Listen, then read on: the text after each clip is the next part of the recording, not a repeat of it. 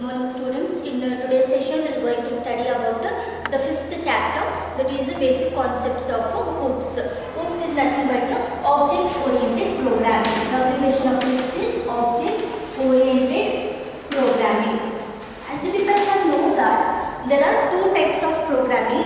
One is object oriented programming and another one is procedure oriented programming. So these things you people already studied in your first PUC classes. Okay, so procedure oriented programming is a type of programming where it will be concentrate on the procedure, that is the step by step tasks will be takes place. Okay, whereas in case of object oriented programming, the programming depends on the data set function, that is the real world entity called an object. Okay, so here we have two types of programming.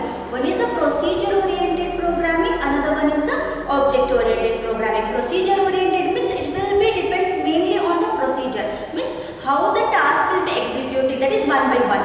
Okay, simultaneously it won't do any of the tasks, so that is called procedure oriented programming. Whereas in case of object oriented programming, it depends on the real world entity, means here it do not depends on the procedure, instead of that it depends on the data, whatever the data we are taking for the manipulation or for calculation. Okay, so here in object oriented programming, so these object oriented programming will be very helpful in order to implement our real world applications. Real world applications means, for example, you people will use ATMs, is it not? In ATMs there will be a software, so in that software we are using the object oriented programming. And gamings, you know that nowadays, earlier we have only the modeled game, like so the games whatever it is there, some levels will be there, only we have to pass that. But now whatever the games we have, that is online we are playing those games. It may be the car racing game, or it will be the shooter game, or it may be a PUBG game. Okay, so where you people are doing you people are playing your games online, that is in a real time. Real time means that in a current time you are going to be use that one, or you are going to be play those games. So in order to implement such applications, so here this object oriented programming will be used. Hence it model the real world concept, so it has used the modularity concept. Okay, so it used the modularized programming. Modularized programming in the sense, so the whole program will be divided into number of subunits, where finding the solution for each unit, and after that it will be combining the whole unit, so that the simultaneously execution of task will be takes place. Okay, so that is the object oriented programming. So whenever we are considering the object oriented programming, so here we have some basic concepts. So which are the basic concepts means, so object, class, data encapsulation, inheritance, then overloading, data abstraction, polymorphism, dynamic binding, and message passing. Okay, so here object, as I said that, as you people know that object is a real world entity. Why we are calling that it is a real world entity? Because it will concentrate on real things. Real things means, for example, if I consider fruit, okay, so mango, oranges, those are the in real. Okay, so if I take employee details, so even the employees will be in a real world entity. If I take student data, even the students at present they are there. Okay, so hence such things are termed as the real world objects or the real things. Okay, so object is model the real world things. Okay, so here object is a real world things it will going to be taken. Hence the object is also an instance for a class. Okay, so it collects the data and function and bind this together. Means, for example, if it is collecting the data, student data, for example, it is register number, name, class, okay, fees, and so on. These are the data it is collecting. As a function, it will take what are the get data function in order to read these data, display function in order to print these data. Means here object will combine both the data and function to form a single unit, and that can be utilized in an object oriented programming. Okay, so next class. Class is also an instance of object. So object is an instance of class and class is an instance of object. It will characterize the objects into their own divisions. Okay. Okay, so here whatever the similar properties will be there, or it allow the objects to work as a user defined data type. User defined means like however we require. Okay, so one is a built-in system design. System design means as per the system use. User defined means as per our use, our need.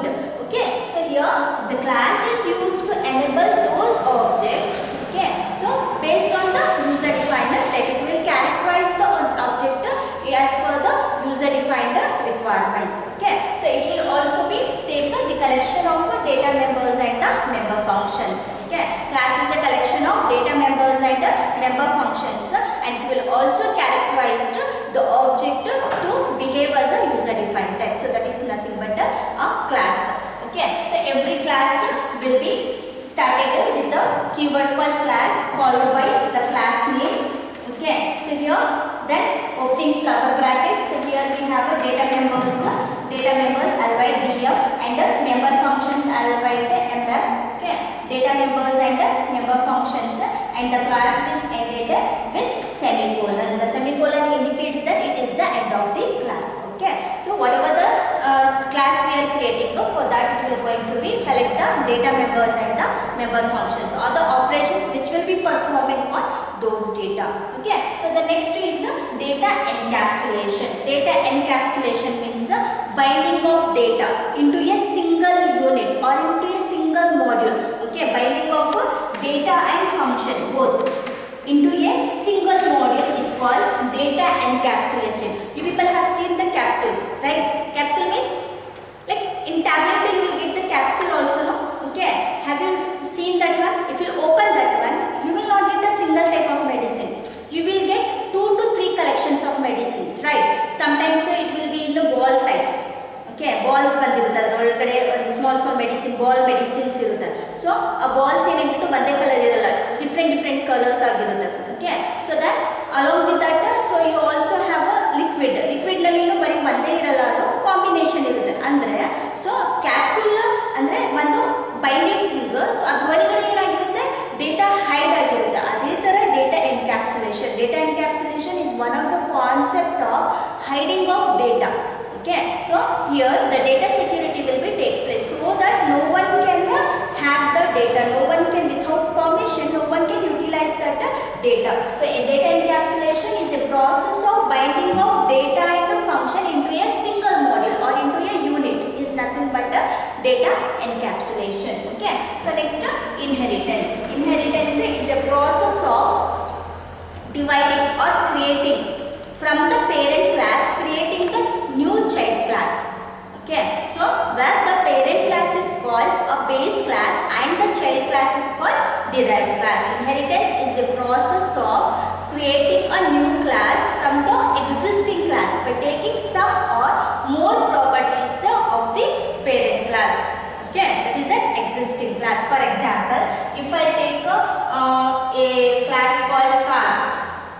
Okay, so in this car we have different features, is it not? Okay, so color, car color, then engine, what is the engine type will be there, then steering, whether it is a power steering or normal steering. Okay, so many things we have. If I take in car, this is a car class. Okay, I just am deriving one more class called Mercedes, or just let me take the easiest one, Maruti.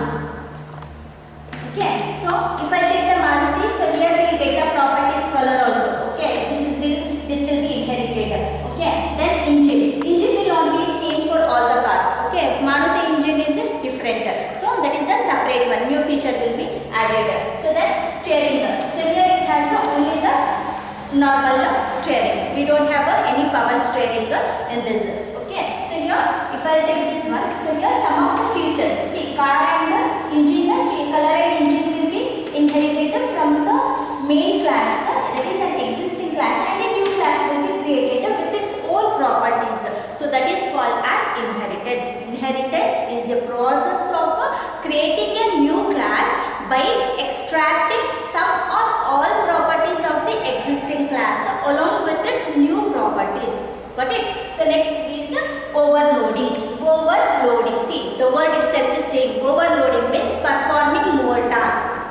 How it is performing more tasks? Overloading is a process of taking the same name with different functions or with different operators. So here we have two types of overloading. So one is object overloading and another one is operator overloading and another one is function overloading. I'll take the example of operator overloading. For example, we have so many operators, that is plus operator, minus operator, star operator, slash operator. I'll take plus operator. Why we are using plus operator? We are using plus operator to add two numbers, right? Which two numbers we are adding? We can add integer numbers, we can add real numbers, that is decimal numbers, we can add any fractional numbers, whatever we want we can add it. Okay, so by using this operator we can also add two names. For example, first name plus middle name. In our object oriented programming we have the facility that we can combine two names into a single name by using the plus operator. Means here the plus operator, along with performing its addition operation, it is also doing the job of combining of two names. Getting? So that is called operator overloading. So overloading means taking the same name. So here we are going to perform the different tasks. So same thing, it becomes here as a operator overloading and the function overloading. So next we have a data abstraction. So data abstraction means so here without knowing the background details we are accessing the data members of the class is nothing but data abstraction. Without knowing their details means we are not knowing what is the how much memory is required for that data. We are not knowing where exactly that data will be get stored. We are not knowing what are the different operations will be performed on that data. Just we know that this is the data, means without the background details whatever the data has been defined. So that concept is called data abstraction. Okay. So next we have a polymorphism. See, poly means many. Morph means taking many forms. Again it will comes to the operator overloading and the function overloading the things. Okay. So poly means many. Morph means taking more than one form. So here same thing. So if we are taking the same name to perform different tasks, so that is called a polymorphism. It may be we are using some operator or it may be we are using some functions. Okay. So next dynamic binding, combining of data and the functions dynamically or during runtime. So such task is nothing but such process is termed as dynamic binding. Dynamic binding is a process of binding the data or modularizing the data and function into a single unit. So that is called dynamic binding. So next we have message passing. Passing of messages, you know, because you people will also pass the message, is it not? So if you want to tell something to your friends or if you want to share something from your friends, you people will pass the message. As soon as you people will pass the message will be sent. You will get the reply. Is it? So same thing here in our object oriented programming. We are not only using one object, we are using many objects. Okay. So what this message passing concept will do? The one object can share the data from another object. Means they can exchange the data. Objects to object data sharing can be takes place with the help of message passing. Okay, sending of messages can be takes place from one object to another object easily in case of object oriented programming. So this process is called message passing. Okay, so this is about the several concepts of OOPS. So in next class we are going to study about the applications, advantages